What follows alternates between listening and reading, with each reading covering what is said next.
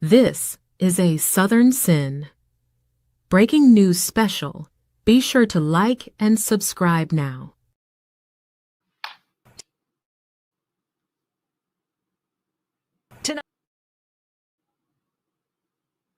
Tonight, more than a week after a body was found inside an impounded Tesla registered to the singer who goes by the stage name David, Los Angeles investigators identifying the remains as 15-year-old Celeste Rivas, the same girl who was reported missing last year, according to the Riverside County Sheriff's Office. Police first found the teen's decomposed body on September 8th after being called to a Hollywood tow yard because of a foul odor coming from the Tesla, which was impounded after a person reported the car abandoned. Law enforcement sources say the remains were not intact, and according to the medical examiner, it appeared the girl, who is described as having wavy black hair and weighing about 71 pounds, had been dead inside the Tesla for an extended period of time. The singer David, whose real name is David Anthony Burke, rose to fame on TikTok and is currently on tour. A spokesperson for the artist did not respond to NBC News' request for comment today, but last week said the 20-year-old was fully cooperating with the authorities. The LAPD is not calling the death criminal, saying in a statement that at this time, the agency does not have a crime classification from the coroner as to the mode or manner of death.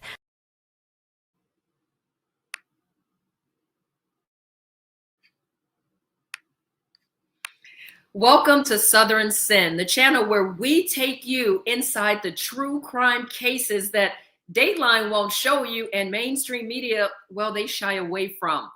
We really debut on Tuesday, September 30th at 9 p.m. Eastern, but tonight we're talking about one of the most explosive and really the hottest, if you can say, case right now that's happening on the internet. And that is because it is shaking both the music industry and the courts.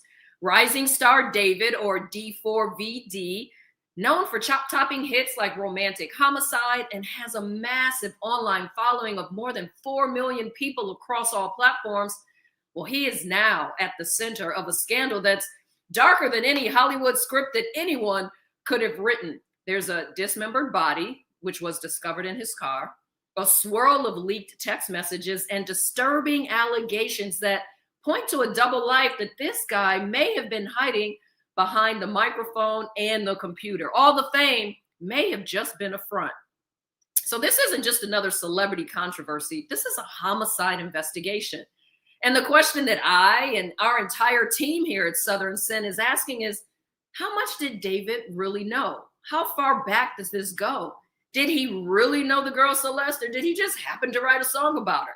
There's so many questions, but before I introduce my amazing guest, please be sure to, you know what to do, like and subscribe to our channel. It's at Southern Sin. And hit that notification button to stay up with us, because we're going to have more episodes as this develops. All right, so we've got a great group to discuss all of this. Let's first bring in, he probably doesn't need an introduction, Gerald A. Griggs, an attorney from Atlanta who is dedicated to equal justice for all. He's a tenacious trial attorney, a zealous advocate, and compassionate social justice activist. But besides all that, you probably know him as a prominent voice from the R. Kelly trial. Gerald, we'll get to you in a minute. And then, of course, there's Mr. Josh Schiffer. He's a 20-year veteran trial attorney, and he's represented almost everyone under the diverse umbrella, from the homeless and alleged Antifa to victims of Jeffrey Epstein. He also has a big mouth when it comes to the Constitution. So, Josh, we're going to tap into your big mouth. And then we have Miss Lauren Lake. We know her and love her as judge on paternity court and We the People. And then last but not least, we have Dr. Frita, a 4-time board certified physician, and she joins us to talk some of those details about questions about the body and what could have happened to the young Celeste. All right, so Gerald, Josh, Gerald, I'm going to start with you. You both, though, have been known for other high-profile pop star cases. Of course, Gerald with R. Kelly, we can't forget that one. So let's just start with you. What do you make of just the initial story that this singer had a dead body in his trunk?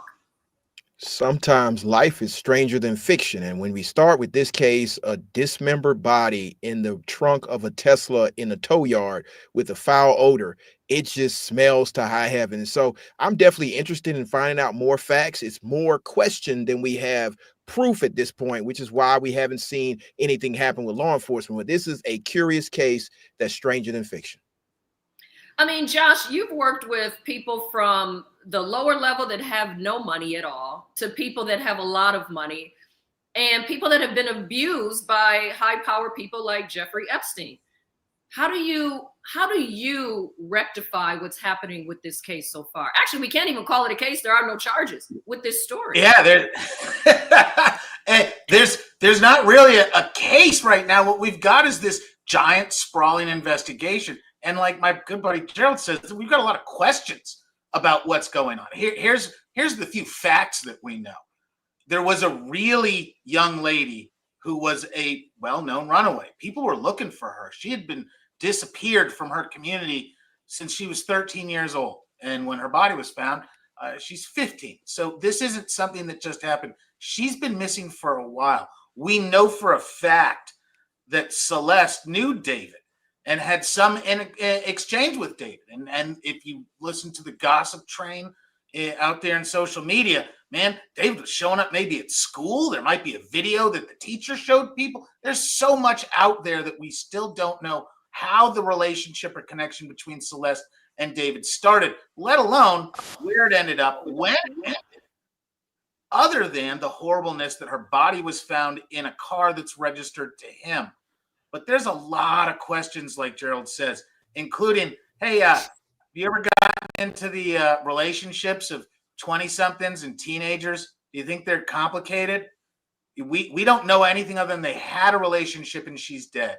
We don't know what happened, whether she ran away from him, whether there are multiple third people involved. We're talking about a 20-year-old who now has 4 million followers. The money's pouring in, life's changing. Gets complicated. So there's a lot of questions. Let's not jump to conclusions. It does get complicated. And you just said a word that, you know what, I'm just going to do, what do you attorneys say? Shed some reasonable doubt. I'm just a bystander, but I'm just going to throw some reasonable doubt out there because we just don't know what facts are, Josh. And you just said we know for a fact that they had a relationship. Lauren, do we know that for a fact? That they had a relationship, or do we just know that he wrote a song about a girl named Celeste and the girl named Celeste also was in the trunk of his Tesla? Look, it ain't looking good. Let me just say that. I was out in the TikTok streets trying to track down what people were thinking, because now, honey, they like the next level detectives. The Insta detectives don't play. And they're seeming to connect the dots with various pictures that are popping up. Again, none have been authenticated. Then you got to tap in with the AI, like they got him washing some shoes and they say they're the same shoes she had on.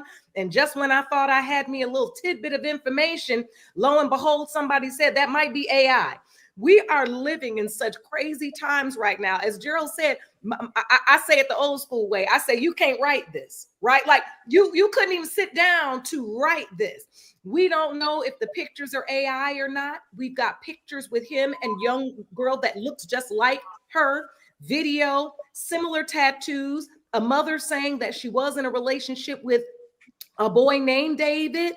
And so all arrows are pointing, and yet we really don't have any proof. And that's just where we're at right now. Gerald, if I can go back to you for a moment, because you dealt with the case with a high-profile singer who liked underage women. In that case, was it, and correct me if I'm wrong, did R. Kelly ever say that he didn't know some of those girls were underage? Well, he said that he liked 19-year-olds. So he said a lot of things, but ultimately the evidence showed that he was with women that were underage. And similar to this case, there's a lot of smoke there, but we haven't gotten to the point that there's probable cause to accuse anybody of anything. But as Judge said, and as my good friend Josh had just stated a few minutes ago, there's a lot going on here, from the text messages to the photos to these internet streets, where I'm just learning the rules of evidence in the internet streets, and I don't know if I'm sure I like those. But it seems as though I don't think there there's a are rules. There are strong no rules. connection between David and Celeste, and now we have a dismembered body in a car that is associated with David. So if I was him, I definitely lawyered up multiple times and try to make sure that I have an alibi for whenever this death occurred. But again, the medical examiner has not given a manner or cause of death, so we can't even rule it a homicide yet. Well, LAPD is being very quiet, very mum. They're keeping this very close to the vest. Dr. Frita, speaking of dismembered bodies, I mean, the fact that, there are various reports. We actually don't know what's factual. We know that they said it was dismembered, right? Apparently the torso was separated from the arms, but then they said she may have been wearing leggings, and I'm unsure how you wear leggings if you're dismembered. What can be said? What can you gather from what you've heard so far, knowing that none of this, we have no confirmed information really besides that initial statement from LAPD? Exactly. We have no definitive information or evidence, but certainly this young lady being dismembered, her torso, her head, possibly an arm, and just in listening to the case, when you hear that she and David had matching tattoos on their fingers that said, shh, and surely we could have a lot of coincidences of her having dated someone named David, him writing a song about someone named Celeste, him writing a song, romantic homicide. But as someone who trained and did my residency in internal medicine and pediatrics at Georgetown, what it takes me back to is the adolescents I used to deal with who thought that they were mature and who would be dating older men and be way over their heads. Now, again, we don't have any definitive evidence that they were dating. It just looks suspicious. And for this young lady who was missing, it makes me just really start to think about, what it takes for a young lady to be manipulated mentally. Not that we know, but these are things I'm thinking about. And then when we learned about her weight, she was only 5'2" and she weighed 71 pounds. Now, many of us who've been to the doctors, we think about the forbidden BMI. Nobody wants to hear a BMI. Most of us, the body mass index, we're worried that our BMIs are too heavy, that we're living with obesity, that we're overweight. You're considered to be underweight if your BMI is less than 18.5. Hers was 13, if that's the weight that she had when she was living. Now, knowing that the body was dismembered, I don't know if this weight was something that was post-mortem. If that's the case, then perhaps she did weigh more than that in life. And maybe this was just the weight of a dehydrated corpse. Perhaps she had a more healthy weight, like something over 100 pounds. But if she really were walking around with a weight that was 71 pounds, then that makes me think, was this poor child starved? Was she tortured? Or did she have some type of an eating disorder like anorexia nervosa? Or perhaps could she have had some type of a metabolic problem? Could she have had Crohn's disease, some type of a malabsorption? And so we really don't know what happened. We don't have a lot of evidence. But as a physician and a physician who has taken care of young children, adolescent girls, it makes my mind go a lot of places, and none of the places are pleasant. Can I just say, at the time, she was missing for 1.5 years. She only would have turned 15 a couple of weeks ago. That means she would have been 12, 13. What's the average weight of a 12 or 13-year-old girl? Are they already over 100 pounds? Most are, and certainly by the time you're 5 feet 2 inches tall. In fact, I just saw a young patient today in clinic who was a young adult. She was 5 foot 2 inches. She was 107 pounds, and she was quite petite, not underweight, but very, very small, something like a 00. And that's over 100 pounds, 107 pounds. So you can only imagine the skeletal appearance of someone who, if they really weighed 71 pounds at 5 feet 2 inches. But again, I don't have all the details. If this was a post-mortem weight, it could have just been a dehydrated corpse. I hope that that was the case and that she had weighed at least closer to 100 pounds, or else it makes me think that she really could have had a torturous life to get her down to that weight. She could have been starved. It's a possibility. Now, Judge, let me ask you this, because as you are on, We the People and a judge on paternity court, you've seen a lot of cases and a lot of situations between men and women, right? And it's not always the happiest of cases, the things that you've seen. Is it possible from your outside viewpoint? I'm playing reasonable doubt. I want to hear what everyone has to say on this. Is it possible that the young girl said maybe she was older? I mean, you know how it is when you're younger and you meet a cute guy and you know he's a little bit too old for you. So maybe you say you're 16 instead of actually being 12 or 13. Does this sound like it would be this kind of similar case to you? I wouldn't put it past a young girl to say she was older than she was. We have not heard anything that would substantiate that claim, however. What's interesting to me, yes, I deal with people in relationships all the time, and I also deal with families. And that's where I land here because I am a parent of a 15-year-old right now. So I'm right in that age group, right? And I'm thinking, and I have a boy. And I'm thinking to myself, if my 12, 13-year-old popped up with a tattoo on her finger, what the hell are we not talking about? Okay. That's the first thing I want to know. And where is David? Since we know his name, how do we have a whole boyfriend that I don't know? I don't know him. I don't know his parents. I don't know what school he goes to.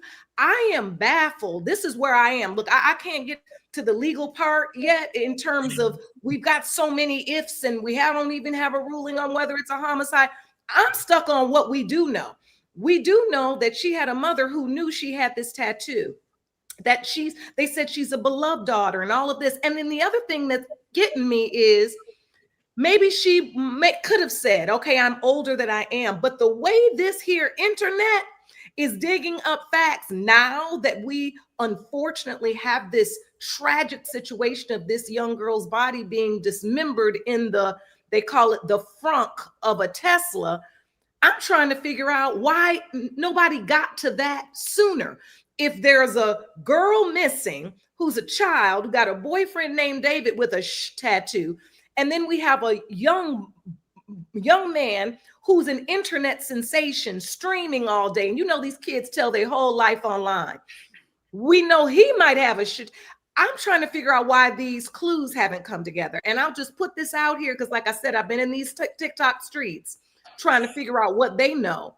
And allegedly, there are people even saying that these parents may have known about this involvement, but because he was wealthy, had money, that they allowed this interaction to happen. And that's a claim that we could take back to Gerald with the R. Kelly thing that we heard thrown around with that a long time, that the underage girls, their parents were allowing these associations because of the financial and the other benefits that come along with this. All alleged, just throwing out what I heard. And that's a very good point too, because we do know that as soon as the investigation started, her mom all of a sudden came with all these details, right? Oh, she was dating a guy named David and she disappeared once, brought her home, disappeared again. Josh, you may have seen similar stories to this because you have represented people. I mean, when you've represented unhoused and people that have kind of floated around. Does this sound familiar in terms of just her leaving and having connections to somebody that she was running to, particularly maybe? Yeah, and Judge has absolutely just hit that one out of the park, because really they're just fundamental questions. And what we have seen in this case, possibly, definitely in R. Kelly, definitely in Jeffrey Epstein, is we look at the parents and go, hold on. You got a child, how old, hanging out with a man, what old? Now, I was a man of a certain age at a certain time, so I know how they think. I'm also a dad, and I know the bright line rules. And when you're talking 12, 13, and 18, 19, whoa. I've met the young lady who looked a lot older than she really was. I've defended and had to sue on that case.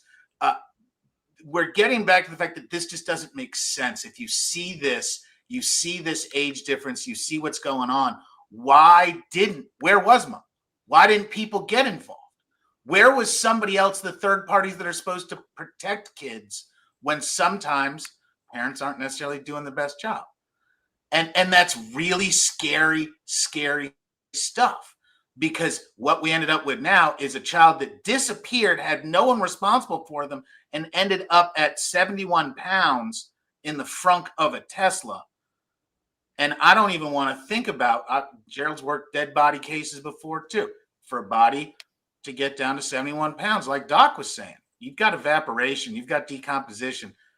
If there's ample airflow, you can desiccate a body. There's so much awful. You don't even want to get into how this is worse than the best fiction you could write. Mm. Yeah, well, and so what's interesting about what you all just said is the timeline. We know that she was missing this time for a year and a half, but let's be very clear with everyone that's watching. This was not Celeste's first time running away from home, right? She ran away before. Her parents or her mom, extremely upset. They put out the milk carton. They found her. She came home and then disappeared again and then never came back, but stayed away for a year and a half. That's the one timeline for you attorneys and judges. Maybe you can put this together. So if she's gone for a year and a half, they find her body in September. David goes on tour in August, but that car had been sitting there abandoned for so long that the smell was just so ratchet that the people in Hollywood Hills had to call the police to come get it. There seems to be a gap in time to where it's possible. Again, I'm playing reasonable doubt here. I love that show too. But there seems to be a gap here that maybe he did not know that Celeste was even still around his property. Is it possible, and I'm asking this to the entire panel, that maybe one of his homies or maybe one of the crew, or when you're that big of a star, and you all know this, having represented these people, you have a ton of people around you. Could someone else have done this because he has so many people that has access to his property? Yeah, so absolutely, it's possible that one of the people in his camp could have done this allegedly. And there's another fact that we haven't thrown out there yet. His entire compound has video cameras all around it. So if I'm defending David, I would release the video cameras to show where he was and what was happening in all these situations. Who may have borrowed the car, how long ago the car was on his compound's property, to make sure that there's a timeline. But the thing that's really troubling about all of this, we keep talking about 71 pounds, but we know that it was only the torso, the head, and an arm. So clearly someone was cut up. And so to cut somebody up and put them in the trunk of a Tesla, that shows some amount of premeditation, some amount of planning that went into this to try to hide the body for whatever reason. And so that's very concerning. Part two, this is multiple runaways, and the family knew about the boyfriend. They knew the possibility of her being with this individual. And now, as Judge has said, in these internet streets, it's all these photos coming out of Celeste and David. There had to be somebody in her family or in her circle, because we all know young girls don't just hang out with one group of friends. They have a large amount of friends who knew that there was some sort of relationship with David and could have told her mother or told the authorities about where she was residing. So there's a lot more questions. But if I was representing David, while you're on this world tour, somebody needs to be turning over the video cameras of all of his compound. Dr. Frita, is it possible that the body, that the body came apart on its own because it was decomposed for so long? Is that even possible? Or are we just assuming that somebody broke the body up and stuffed it in the trunk? It's not likely. And at the risk of sounding gruesome, I remember when I used to do my orthopedic surgery rotations, when you do hip replacements and knee replacements, pulling a joint apart is extremely difficult. Okay. The way that your ligaments, your tendons, all of the things in the body that keep your body together are set up. It will be very difficult for entire limbs to just fall off of a young lady. And so the likelihood of these limbs having just fallen apart, it's pretty unlikely. Again, we don't know the circumstances. Was she somewhere that was very hot where she could have been decomposing in a very rapid manner and it happened?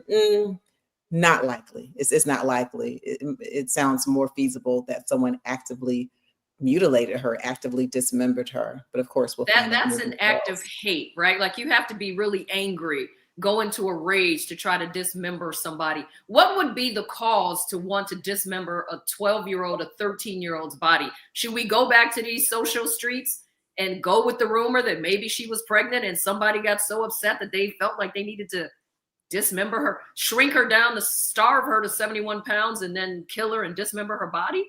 What are we thinking about this rumor, about the pregnancy rumor?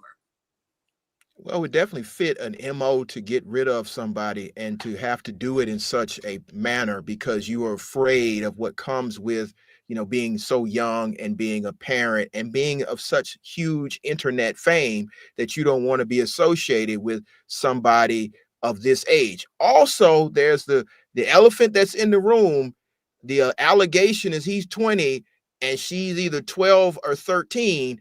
That's a major crime. And so you compound that with the evidence of a crime, which would probably be the alleged fetus, if the rumor is to be believed. Those are multiple crimes. And now you have to do something to make sure you get rid of the evidence of the crime.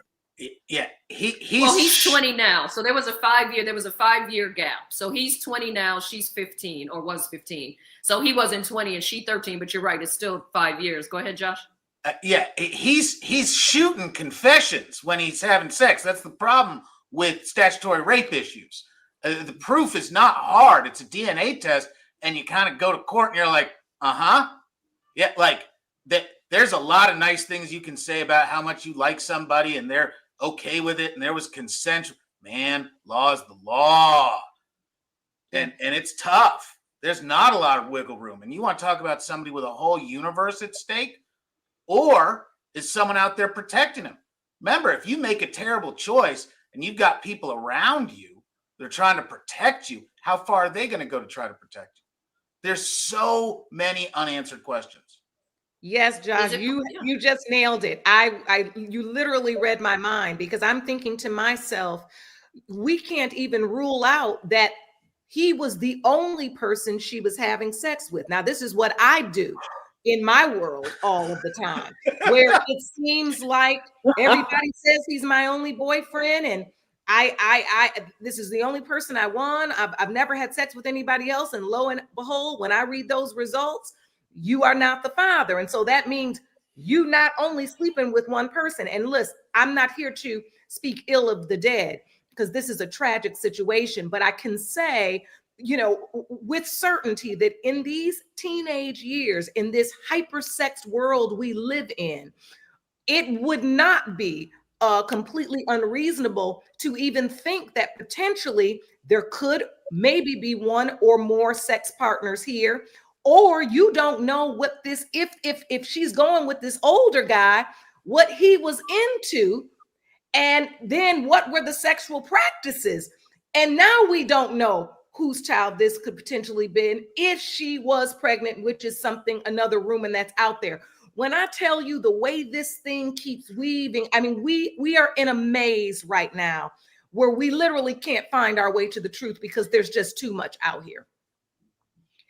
Judge, is it possible? Okay, let me ask this, because it seems like he put his whole life in music, right? Like everything that has happened is actually on his songs. You can go right to Spotify right now, or go to his videos and you see him stuffing bodies in trunks. I'm not laughing at this. It's just so crazy, the circumstances, how it just seems to be playing out in music. Judge, let me ask you, what does it take to get a search warrant to go into his house? Did they just go and listen to all of his music and say that, okay, we need to go search his house? Let me tell you something. I'm sitting up here talking about, why ain't they there already? I'm trying to figure out, what is it that they're waiting on? What do they feel they don't have? They've already gone in the house, and I don't know what they have. But one thing I said to myself earlier today, I said, wow, I wonder why they haven't arrested him yet. And then I thought to myself, this case is almost, while we have no facts, right? Because we don't know really what's going on. I think the police, based upon the way these kids live now and the way he lived his life out loud, I think they have so much to look through. I think they are inundated with information now that they have to. And look, Josh, Gerald, you guys jump in here. I've been a TV judge for about 15 years now. Y'all still on the ground heavy. But I feel like given what I'm looking at, the way they stream, the way there's all this video evidence, the way it all comes out through the internet, the way the cell phone. I mean, when you think about what they have to look through to be able to figure out and get to a place where they maybe can make a move, the digital, footprint here is almost limitless. And so that's kind of where I was at today, where I was like, I wonder what's going to take for them to go ahead and arrest him. They say he's cooperating. They done raided the house, pulled the computers out. But can you imagine years of streaming, years of videos, years of texts, years of phone calls, years of this? I don't know. Y'all take it from me, but that's where I'm at with it. I feel like they have a lot to manage right now. So there's one key Well, here's element. the wild thing about it is he only just started in 2021. He only just started making music in 2021. Look how much. Have you guys even heard the song? No, but there's That's one true. key. You know what? Let's listen to the song. Let's listen to the song. Let's go to the video and then let's pick out some pieces that we can try to dissect. In the back of my mind, you died. He died and didn't even cry. No, not a single tear. And I'm sick of waiting patiently for someone that won't even arrive. Wow. I mean, I dig it. it's good music. Yeah, it is. I like his music. Compared to some of the other stuff these kids these days listen to, I'll take it.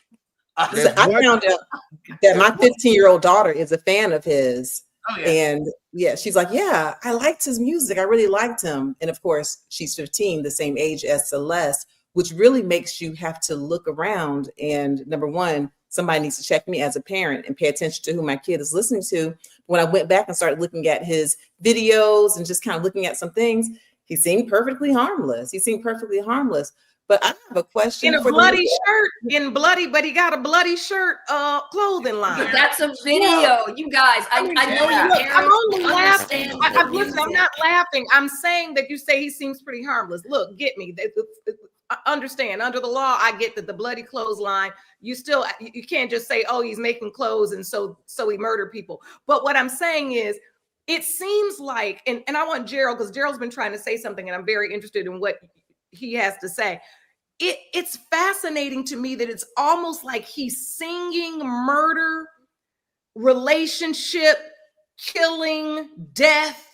I'm wearing bloody clothes. It's like this bizarre. Maybe Dr. Frita could come into this more too psychologically, but I'm like, is the child just out here? Well, he's not a child, but is this boy out here just basically like, here I am. I'm in plain sight. I'm talking about it. I'm singing about it. I'm living it. I'm giving you artistic depictions.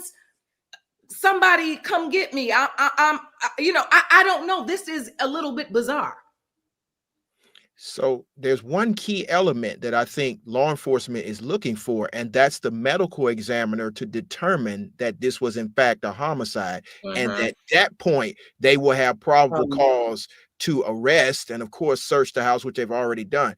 But I think what's curious about all this, and Josh can jump in because we just witnessed a 2.5-year rap lyrics on trial case in YSL, which screams David all day long. I mean, I was listening to the song and I'm like, man, it's a whole confession right here. But I think the issue is whether or not there's signs of a homicide. Now, I think clearly there are, because she was chopped up. But, they got to actually be able to have scientific proof of that she was chopped up. And then I think they'll move.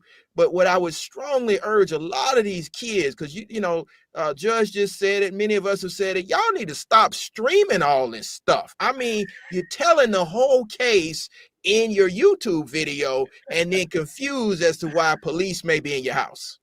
Right. But you're also saying that he actually did it. You can't shoot down lyrics and how kids listen to music, because I'm sure back in all of your days, as you all are right here giving advice, there's some lyrics and some songs that your mom and them probably were like, what are they in there listening to? Turn that off, and you refused, right? Well, He R. comes from the Kelly internet. said age ain't nothing but a R. number, and throwing down Hey. ain't nothing but a thing, and he was Yeah, and thrown R. down. Kelly's doing 30 right now. So I mean, so I was just tweeting with Ice-T the other day, and trust me, my mom did not listen to OG or, you know, Colors. Like, this is 1992 we're talking about, Cobb County, Georgia.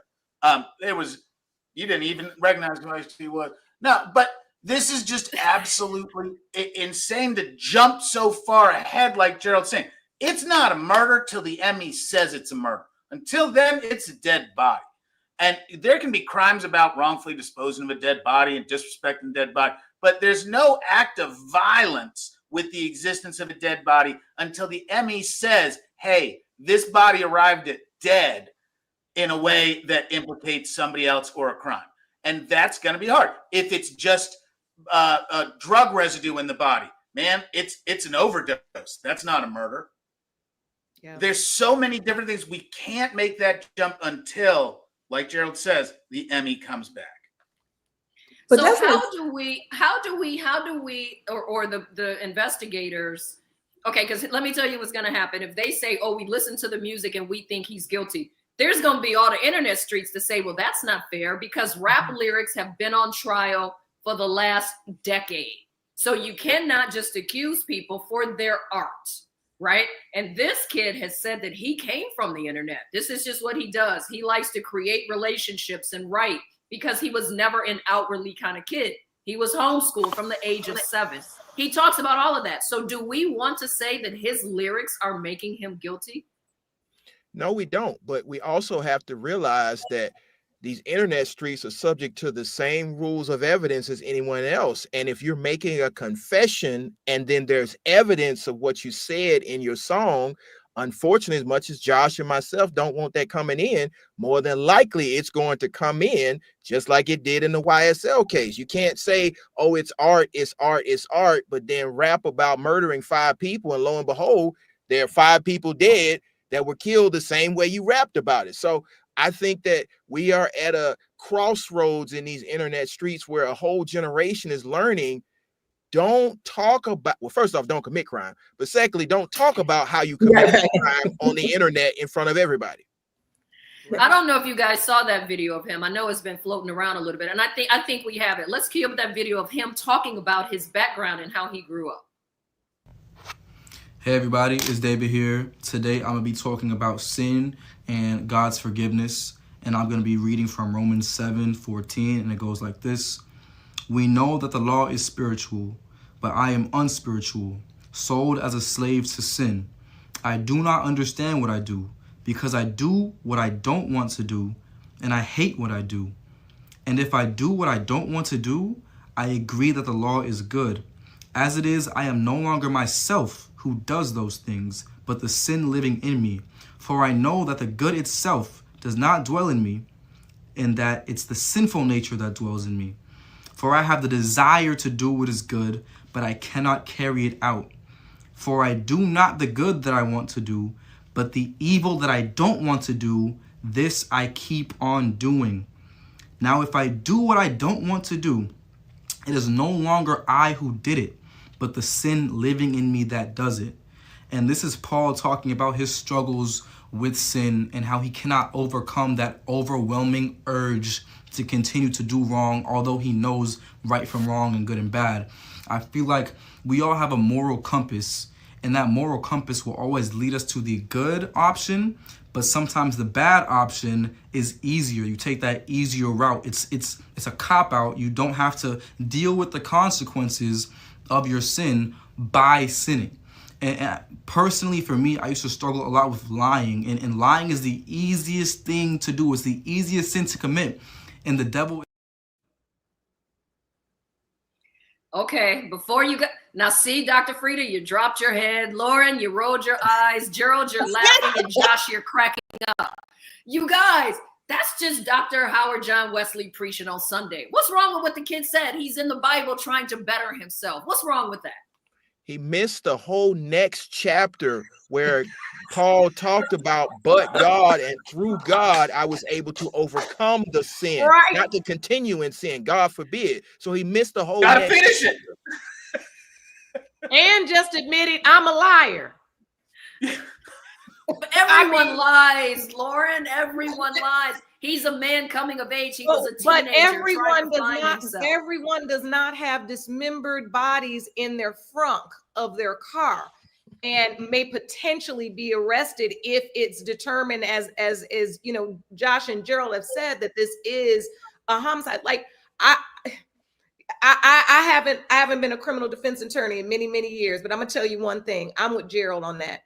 The way these kids do not understand the law. They do not understand what these phones, this text, and this, I don't know how many times, even with my son, which thank God is not involved in anything like this. But even this, I say, if you wouldn't ever say it out loud, if you wouldn't say it in court, don't type it, don't text it, don't tweet it, I think they have become desensitized as to the power of this kind of, with their minds going to their fingertips. Like it's just their minds speaking out into this Twitterverse, this streaming world. Like, they're not understanding that this is real and has real consequences attached to it.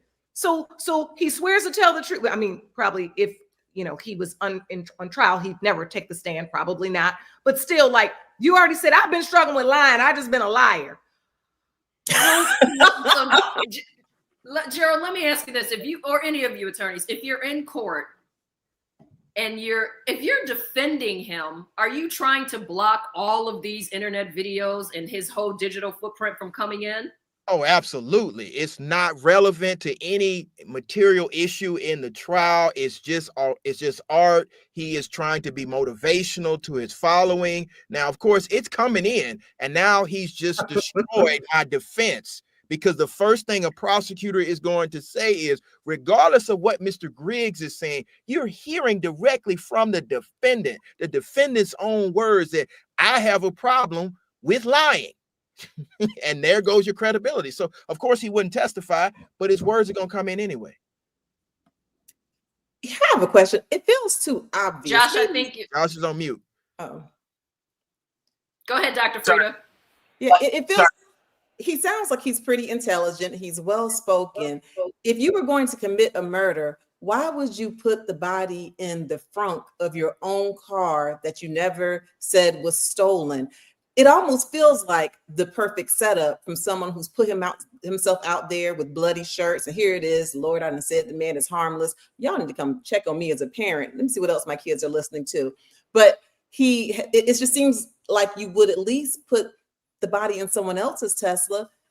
Does it seem likely to you all that maybe this really is a setup, or does he have the most low intelligence of any potential criminal you've ever heard of? Well, that's a strong bar, but really, that's exactly why you lean into all the video, because Gerald's right. It's coming in. It's coming in. His fame and celebrity is central to this. You can treat him like a normal person, dress him in the street. No, he's famous. It's coming in. So you got to lean into it, and you got to accept what's real, warts and all. Juries will forgive as long as there's accountability and admission. Jurors just don't like it when you're lying. And that's really what he's got to get away from. And so far, his response has been, I'm cooperating fully. He's going to make a bunch of generic, wide-ranging statements that don't pin him down on stuff. And he has a really strong defense if charges end up getting brought. But we've got to find out what happens with this search warrant. What were they looking for? What did they find? I almost guarantee her DNA's inside that house if she spent a lot of time there. But in what form? Where at? And if her DNA is found in the house, does that make him guilty? Clearly, they knew each other. We keep showing you all the videos and the pictures of them hanging out on live streams. Does that make him guilty because she was in the house? No, it doesn't. And we have to remember. So then what are they looking for inside the house? Yeah, and we have to remember where this case happened. If they find the DNA, if they find the fingerprints, if they find the bloody glove, it points to a central defense that any competent defense attorney would raise, and that's, of course, the LAPD planted all this on him and set him up. So again, it could become the trial of the century of this generation, because there's a long history there of being able to put the police department on trial and show, because like I said, I would hope that the videos wouldn't come in, but like Josh said, they're coming in. So now you got to think outside the box with a novel defense. And the clear one is no one's this dumb to set themselves up like this. And so it has to be a third party, and that third party is probably the LAPD. And to your point as well, Daryl, with this kids this age, and he's traveling, he's got cars, then it's how many people have access to his car, how many people drive that car, how many people are in that house, how many people's DNA is in that house. Do you know that they were the only couple there, or were they, like, there really are a lot of questions, and you're thinking of young people at this time, the way they move, right? He could just be, and I don't know the timeline in terms of whether this is true or not, but if he's out on tour when this maybe happened and somebody else has access to his vehicle and is driving his car while he's out on tour and he's overseas or he's in a different state, then here we go. Like, you've been a fan of Reasonable Doubt all night. You talking about now we having some problems, because if they cannot somehow connect him to what happened, even if they determine, okay, she was murdered, but how do we connect him? Is there DNA? Is there anything? You got a lot of people probably that were running in and out of that house and in and out of that car and driving it. And how much, I want to ask, I'm going to look at this video, but how much does the age gap really matter? Going back to the fact that we know she had a troubled home, a troubled life, right, at home. We know sources say that she had multiple fake IDs that showed she was older. She may have showed that to him, right? And so when she ran away, if she ran away to him, maybe he didn't know how old she was. But there was a conversation they had actually talking about what's legal and not legal in underage sex. We'll play that now. He trained you. No, you didn't. That's controversial. It's controversial of raping kids.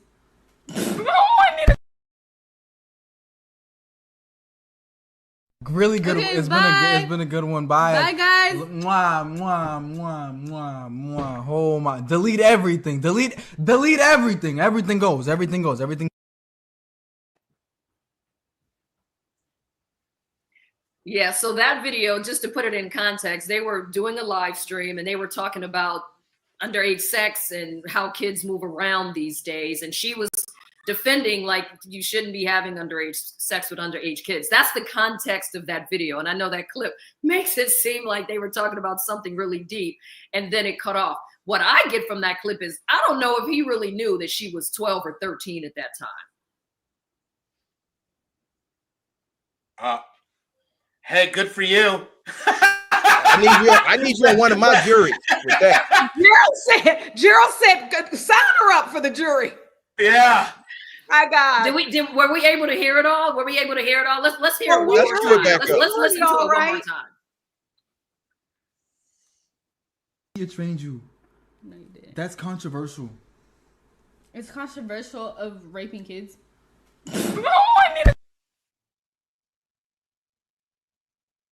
Really good. Okay, it's been a good one. Bye. Bye, guys. Mwah, mwah, mwah, mwah, mwah. Oh my! Delete everything. Delete everything. Everything goes. Everything goes. Everything. So that's definitely making it into the courtroom, right? Yeah. You couldn't keep that out with a bag and a shotgun. And here's the thing. As we all know, you can get convicted without a lot of facts and proof. We've seen that a million times in America. You can also get acquitted when it really looks like you did it. And this may be one of those cases, because come on, the age difference, you're super wealthy. Someone needs to check on stuff, man. This is 2025. You can't be hanging out there with some young woman like that. You're a target. And she looked like a baby. Yeah. She didn't look 12 to me with the glasses and the hood. We've shown some other photos up here to make her look really young, but I don't know. I mean, she looked like she could have been maybe 15. I don't know. But even at that, I'm not sure. It's really hard to tell. Okay, so these internet streets have us talking. We're debating. I'm trying to throw reasonable doubt out there. All the judges and attorneys are coming after me. I feel like I'm at the aunties at the cookout with the aunties telling us, turn that music off. You can't listen to that music. But the fact is, this is what the kids are listening to. What are the biggest rumors in this case so far? And by the way, everyone, stick with us at Southern Sin. Make sure you like and subscribe and follow us, because this is just the iceberg of this crazy story. So crazy rumors. Let me start with you, Josh. What is standing out to the most to you with these rumors? Because again, we have nothing really as factual evidence. Yeah, there's been some wild speculation, and I'm going to just emphasize that again. Speculation, rumor. About other people that he may have known or that she may have been with. And, you know, the kind of standard cheating, betrayal, horrible story, but with some other people that are in that universe. And if that happens, man, it spins out of control in a heartbeat. Gerald? The biggest thing is the rumor that she may or may not have been pregnant, and that's very concerning considering the condition of the body. That's very concerning to me, that a young woman of that age would have been pregnant and then ultimately would have been found in the back of a car dismembered and decomposing. So that's the biggest thing to me. Judge I Warren. heard in these streets that allegedly her mother may have been receiving monthly payments and was well aware of the interactions between her child and this whole searching for her was really just a front, and that this was a child that basically was being sold for sex. Now, I don't know if the people in the chat have heard the same things. I want y'all to speak up in the chat. Let us know which rumor you heard and whether or not you think the charges are going to be coming soon. But that one right there, when I read that, I said to myself, now if they, and look, nowadays, knowing these crazy fools, they probably selling the money. You know what I mean? Like this world we living in now, It's Cash App now, Doctor. It's Cash App now. It's Cash App. Cash App. They got an OnlyFans channel that broke 7 figures last month. So that's the real problem. It's a lot going on. But that was the biggest rumor I heard. And the last question I have is, where's her father? I mean, that's what I do for a living, is help people find their fathers. And I haven't heard a lot. I keep saying the mother said they've got the GoFundMe set up. I have not heard a lot. And I did scour the internet looking for her father. I want to know, does she have a relationship with her father? Does she know her father? I think that is something that I want to understand as we're looking at this young girl who they're saying who has run away multiple times, having a relationship with a very much an older man, at least maybe one. And I would like to know more about that. Dr. Frita, your rumor that's really just making you scratch your head. My rumor was that the sister actually is the one who made the connection and pimped her out, and that the family knew, allegedly. And again, that changes everything. Did you report your child as being missing or your sister as being missing just so you wouldn't have truancy charges or things of that nature? The other rumor that I heard, allegedly rumor, was that David had relationships with other girls who were underage. Rumor, alleged, but that's what I heard. Yeah, these internet streets are deep. We don't know anything that's real. And what we didn't even get a chance to get into his ethnicity, his background, right? I mean, the fact that this brother is running around with, I mean, there's so much more that we got to talk about. That's why we need everyone to like and subscribe at Southern Sin. Make sure you stay with us, turn on the notifications and stick with us. Yes, she had a troubled home, but apparently this panel, you are all amazing parents. This is what I know. Everyone on this panel is not going to let their kid listen to bad music, no tattoos, home. You're going to know everyone that the kids are dating. So this is the perfect parent panel. I love it. Not Last perfect, thoughts but before we let doing you our go. jobs. Yes. By the way, disclaimer, not to say that Celeste's mom wasn't doing her job, but to your point, we have only heard about one mom, one parent, and that's the mom. And it seemed that it was a troubled home, which is why she ran away. Final thoughts. What can we expect next? Gerald, I'll start with you. Yeah, the most important thing is the medical examiner's report. That's going to tell us where this case is going, whether or not it's actually any there. So I'm looking forward to seeing the medical examiner's report to, one, confirm whether or not she was in fact pregnant, and two, whether or not this was in fact a homicide. Lauren? I agree with Gerald. I'm still back on the mama doing her job, because you said we can't say she's not doing her job. You know what I can say? When your daughter's 12 or 13 years old and she got a boyfriend and you don't know who they are, no, you're lax on your job, and you got to find that out. And we're living in a world right now, and in a society right now, we got to be nosy. We got to be in these kids' business, and we got to make sure we have that kind of information. And I'm not trying to crucify this mother. I don't really know much about her, but I will say that because I mean it, and I'm standing on it. I wasn't even allowed to have a boyfriend at 12, 13. I don't even know how that's happening. And we have to remember social media. That part. Yeah. And they met on social media, right? According to her teacher, they met on social media. It says, shh, and you know there's a boyfriend. What are we keeping quiet about? I need to be at the school. I need to talk to counselors. I need to figure out who she's hanging around with. Rihanna started that. Rihanna started that. So it's Rihanna and other celebrities started the shush on the thing. So because it was a mustache if you were a certain kind of hipster for a little bit, and then it turned to the shit. And here's the problem. Josh, what should we expect Only tattoo my daughter's allowed to get is a picture of Gerald with his number underneath it, to remind her who she's gonna need, because I ain't getting it. No. It's absolutely, we're waiting for this Emmy report, because other than that, it's all gonna be speculation. From him, though, from David D4VD, what I expect is maybe his legal team to come out with something affirmative if they're trying to set up a narrative. And we've seen that more and more with the more aggressive representations, when you're representing a notable person, when there's investigation, setting that narrative out front, because they know they've got a huge audience waiting for the first real statement. Dr. Frita, a lot of this lies waiting on the medical examiner. What can we expect next?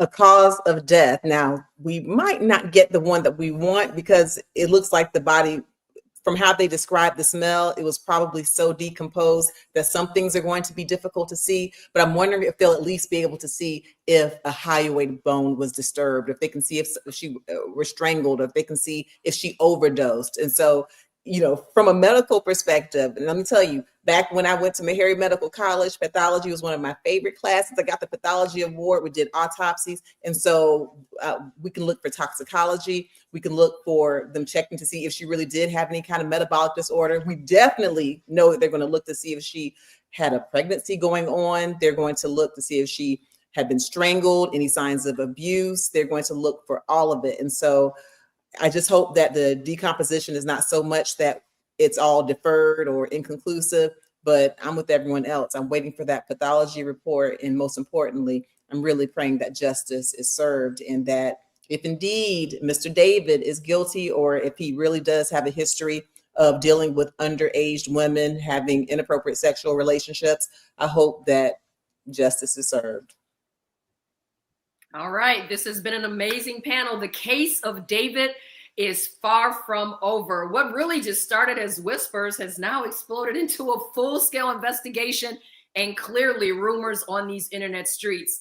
It's an unraveling story of fame, secrets, and accusations that really could destroy this rising star. And trust me, this is not the last time you all are going to hear from us. We are staying on top of this. But it's also not the only story or case that we're going to be talking about. Next time, we're diving into a case that also shocked the nation, Markeith Lloyd, the cop killer. Now, that one is a story of violence, manhunts, and a community that is left in fear. So that episode drops Tuesday. That's next Tuesday, September 30th at 9 Eastern, right here on Southern Sin. So don't forget, hit the comments, because I know you guys want to talk to the aunties and uncles about this one, and let me know too what you're thinking about. You know, what music were you not allowed to listen to, and what did your parents not know you were doing? Just drop all of that in the comments. You know what I mean? Because, you know, we know how it really goes on, especially in our community. But again, stay with us, because that Southern Sin hits on the stories that Dateline will not, and that mainstream media is shying away from. Lauren, Gerald, Josh, Dr. Frita, and I'm Derek Kennedy. Thank you, everyone, for joining us, and tune in next week for another episode of Southern Sin.